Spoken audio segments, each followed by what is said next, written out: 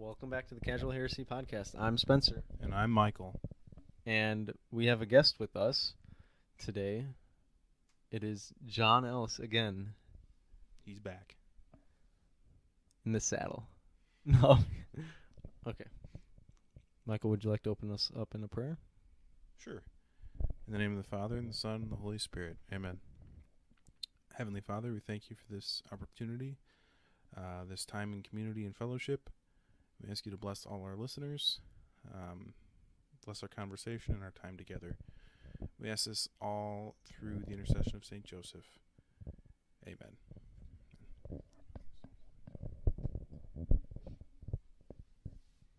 A 3-part urinal story.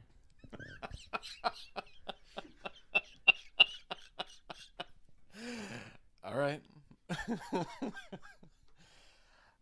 You want me to tell the 3-part urinal story? Is that really what we're doing? Yeah. Okay. So, as you get older, you will find men in the restroom who are having prostate issues, and so it is clear that they are doing a lot of work for very little urine. So you only find men with prostate issues when you're old. I would say I did notice it more as I got older. Okay. But fair Is enough. that like sympathy pregnancy I don't- pains kind of yeah, a deal? yeah, I don't know. I don't know why that is. But fair enough. Men who are older will sometimes struggle with prostate issues. I happened to notice it as I got older, but fair enough. You could notice it when you were younger as well. And so you hear a lot of exertion for very little urine. And if you are parked out in a stall while there's a guy going to town trying to go potty, it is sometimes funny. And then, so that's, I guess, premise 1. Premise 2 is that it is funny to irritate your friend if he is in the bathroom with you. So if your friend is in the bathroom in a stall, I think going back to high school or probably grade school, you do things like wet paper towel and, ball it up and throw it in there or whatever. Basically, anytime you could do something to your friend while he's in the stall, you do that. Okay, so that's kind of the second thing. So I work at a place that's like a normal business, and I have a couple buddies that work there, and one of them is the corporate counsel for the place that I work at. And I went into the bathroom, and so we would occasionally joke around. We had talked about these things in the past.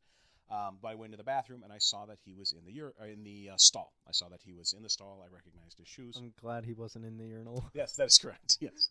He was in the stall, recognized his shoe, so I go up to the urinal, and I have kind of a bit kind of worked out, and it mostly involves me pretending that I'm having difficulties urinating, and so I will demonstrate it. It was kind of like, hot, like that. So, which is funny. I think that is kind of objectively funny. And so I'm doing that, and then I am obviously dying laughing. Like, I'm trying not to laugh because I don't want to laugh, but I am just crying and whatnot because I'm trying to hold back the laugh. And then I run out of the bathroom because I'm just, I have to explode with laughter. So then I get back to my desk, and I, on Instant Messenger, we had Skype at the time, Skype for Business at the time, on Skype for Business, I say, "Hey, Nate, what did you think of that guy in there?" or something like that. And he said, "What are you talking about?" And I said, "The bit I just did." And he said, "I'm working from home today." And so then I realized that was not my friend that had done that. So then that was sad. And I figured out who it was. It was as I thought through it, because I knew I recognized the shoes, and I think at the time, because I was so excited to do this, I thought, I recognize those shoes. I'll do my thing. And there probably should have been a second step in there, which was, and those are the shoes of the director of marketing, not my buddy. So that was okay. So that was bad. And then I realized that I will only do this if I follow him into the bathroom. If I literally see him, I have 100% confidence it's him. So whatever. A couple months go by, and I get my opportunity again. And so I see him go into the bathroom. I know for sure. I wait down in the hallway. There's a big door there, so he couldn't see me. he goes in. I wait a minute. I go in, and I see he's absolutely in the stall. Recognize the shoes. Know it's him. There's no ambiguity there. And so I go up and, again, launch into my thing. By this point, I think this is the funniest thing that's ever happened, so I can barely get it out. So I do the full thing. Hot, hot, hot, hot. So a lot of hots. I'm just, again, instantly crying because I just think this is the funniest thing that's ever happened. Run out of there again, and then I go back to my little cube. I think at this point we had switched to Teams, Microsoft Teams, and so using Microsoft Teams, I say, I know that was you that time, very funny or whatever. I said some dumb thing, and then he replied, I thought it was funny, but I don't know about the guy next to me. So this was me realizing that there was someone else in the bathroom in the stall next to him, and that was very embarrassing because now this was the second time I had accidentally done my little bit with someone in there, and so then I just sworn off that. So that's first part was the part one was the first time I did it. Part two was that one, and then part three was about a year later. I'm in the boardroom in a meeting, and the CEO happens to be in the meeting, and the CEO is walking around. And I look down at his shoes, and they were the shoes from the initial hot, hot, hot incident, which means that the guy that I had accidentally done my hot, hot, hot bit for was the CEO of the company, or at least that's the theory. So that's my 3-part urinal story. That's it. Beautiful. Thank you. Is that it? Now to talk about heretical things that aren't your 3-part story. I just remember I heard that story on a retreat about 3 times in the space of 12 hours. And that was the first time I'd heard it. It's like, I'd known you for a few months now, and it's like this 3-part urinal story. And it's like, where did this come from? And then it just kept happening. I was like, this is great. What is this? Yeah. Do you have any other stories like the 3-part urinal story? Either about urinals or in 3 parts? Have I told you the getting crushed by my car story? No. I didn't tell you guys this? No. Okay.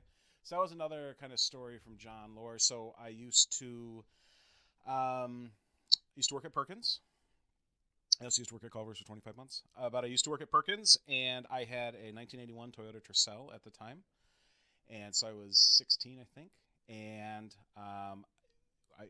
at Perkins, there's on the edge of the parking lot where the employees park, there's a little bit of a hill, and it's pretty steep. It's probably 45 degree or whatever. It's a pretty steep hill, and then that goes down into it's maybe about 5 feet, maybe 8 feet, something like that. And then there's a wire fence, so not barbed wire, but essentially a barbed wire fence without the wires. So like 3 or 4 racks or rows of wire, fine wire. And then it's kind of swamp. So and it might be a little bit different now that they put the roundabouts and everything in, but this was 30 years ago or whatever, so it was, or whatever, 25 years ago, so it was a little bit different back then. Anyway, I had an issue with I would pull my car sometimes a little bit too far forward. I was very tired. I wasn't a morning person, and so it was a little groggy, and so I'd pull in at like Sunday morning at like 7 or whatever, and I would pull a little bit too far forward, and that happened enough that I was kind of like, that happens. But sometimes, I don't remember why we would pull so far forward, but anyway, I pulled too far forward, and the car ended up going down the hill into the snow fence. I thought, well, that's okay. What I'll do is I'll put my car in neutral, and I'll hop up, put my butt on the front of the car, put my feet up on the fence, and just kind of get some momentum going and push the car back up. Seemed to make sense. Thought it was doable. Something about the mechanics, at least at prima facie, seemed like it would work. So kind of get some momentum going, and then I kind of so essentially I'm squeezing up into like a fetal position, doing a big pushback, and then kind of like an accordion. And I am ready to do my final big one. So I squeeze real tight, push all the way back, slip, and the car crushes me from the back of the car from behind into the fence. Oh, geez. Okay, I'm fine. It's just I have this car squeezing me into the snow fence from behind, kind of right below where people could see in the Perkins parking lot. and I'm always late. If I didn't mention that, I'm always late. So it's not like they'd be like, "Oh no, John isn't here. It's 7 o'clock." I sometimes won't get there till like 8:30. So no way, anyone's gonna find me. So then I first like, that's kind of funny because it was funny because I'm being crushed from behind by a car. That's kind of funny. And then I kind of realized like my legs start hurting, like because now I have a wire there, like with 2,000 pounds of force, or not that much, but whatever it is, squeezing into my shin. And so then I kind of start panicking, and then I'm like, but I'm also very embarrassed, right? Because I'm 16 or whatever, and I have an image to maintain. And so I kind of start going like, help, but, not kind of giving it my all. Anyway, eventually get to the point where I'm like, help. And this family comes over. I remember it was a dad, a mom, and 2 daughters. The daughters were probably young teenagers, or 10 or whatever, preteens. And they push the car off just enough for me to like hop out, because I'm literally just being pinned in by the legs. Hop out, and I just beeline it to the door. I'm just so embarrassed. So there's some family out there that has a memory of this guy being pinned by a car in a Perkins parking lot and then just running away. Like these people saved your life and you just like sprint to the Perkins. So that's amazing. Yeah, that's another kind of classic story that I like to bring out. How about you guys? Do you guys have any either multi-part stories, urinal stories, or car crash stories? I have a sketchy car story. Okay. So my first car I bought when I was 16 or 17. I got a job at a pizza place, and I had gotten my first 3 paychecks, and I decided I wanted to, since I had no expenses, I wanted to spend all of that money on a car. So I was going through Craigslist because that's what you do when you're 17. You want to buy a car. So I found a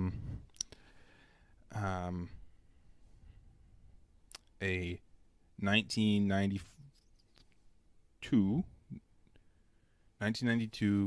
Chevy Cavalier that was only $600. Nice. So I was like, this is great. This is only 2/3 of my money. Like, this is this is fantastic. It was for sale in the town just south of us. The only time I could go pick it up that guy was available was the next night at 11 p.m.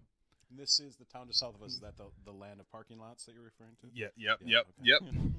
Yep. So I show up with my dad and my sister on a street corner in a neighborhood at 11 o'clock at night. Yeah. And this guy is in his late 50s, fairly heavy set, gray hair, drives a van for a contractor company. And he meets me outside and he shows me the car, and he's telling me all about it. He took it on the interstate. It'll fly, whatever.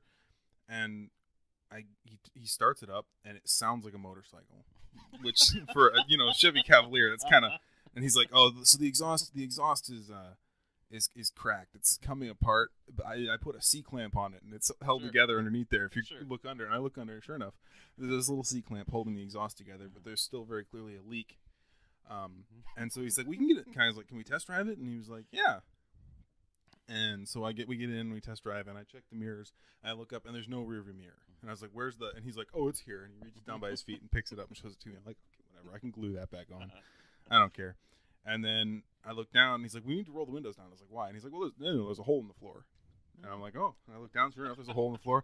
It's right above where the exhaust system is held together by a C clamp. So the exhaust is coming up into the car. Perfect. So I rolled the windows down, and we drive 1 block, and it goes fine. I mean, a Cavalier coupe is like a roller skate, so it doesn't need much more than a lawnmower engine to get it going. But I drive this thing around the block, and I come back, and my dad and my sister are just standing there, and I park it, I turn it off, and I go over to my dad, and I was like, should I get it? And he's like, what do the underside look like? And I was like, yeah, it's okay. And he's like, well, if you really want to, we can get it, because the guy said if I paid cash, he'd drop it to $500. I was like, perfect. Yep. So I had $500 in cash, handed it to the guy. He handed us the title. I signed the title. My dad flips it over to sign it next to me. Mm-hmm. And it says we're buying it from a man in Racine, Wisconsin named Jose Rodriguez. Sure. So this is a stolen car. And I was like, what do we do? And my dad was like, we get it retitled. There's no, you already signed the thing. There's nothing we can do at this point. So we took it to a gas station because the gas gauge was broken. So there was no way to tell how much gas was in it.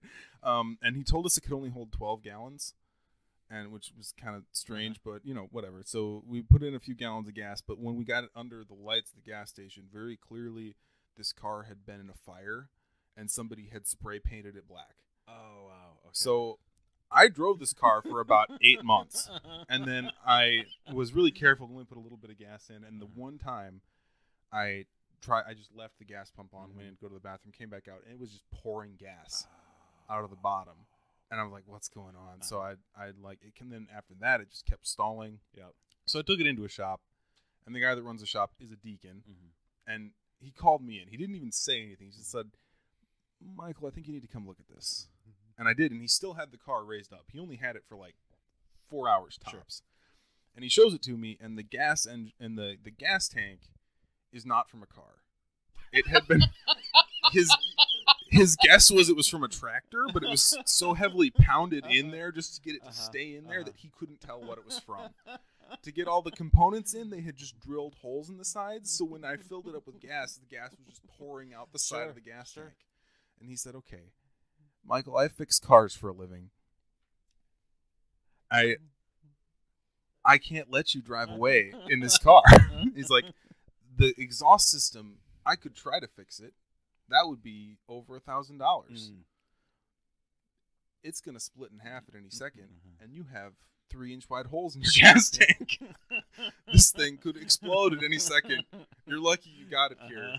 I'll give you the number of a scrapyard I work with." And I was like, okay, this is my luck. So that was the beginning of a long history of Nice.